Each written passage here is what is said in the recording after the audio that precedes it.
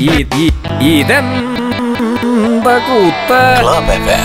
Hey, ഇതെന്ത് കൂത്ത്? High, നമുക്ക് പുതിയ താലൂക്ക് വല്ലതുണ്ടോ? ഹേയ്, അതൊക്കെ എന്നേ തീരുമാനമായതാ എന്റെ ചാക്യാരെ.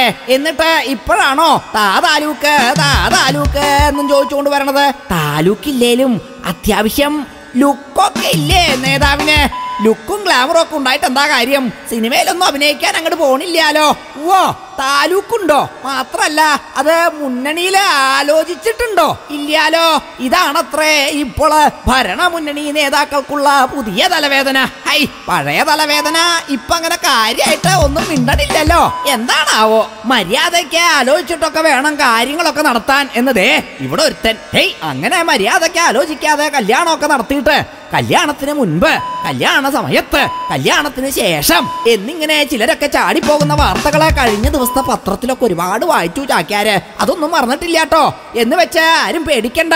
ഈ താലൂക്കിന്റെ പേരും പറഞ്ഞ് ഇവിടെ ഇപ്പോ മുന്നണിന്നാരും അങ്ങോട്ട് ചാടിപ്പോകാനൊന്നും പോണില്ലാലോ. അല്ലേലും നേതാക്കൾക്ക് താലൂക്കല്ലേ ഇല്ലാഞ്ഞുള്ളൂ. കയ്യൂക്കും കാലൂക്കും നെഞ്ചൂക്കും ഒക്കെ ആവശ്യത്തിലധികം ഉണ്ടല്ലോ. ഹേയ്, ഇതെന്ത് കൂത്ത്?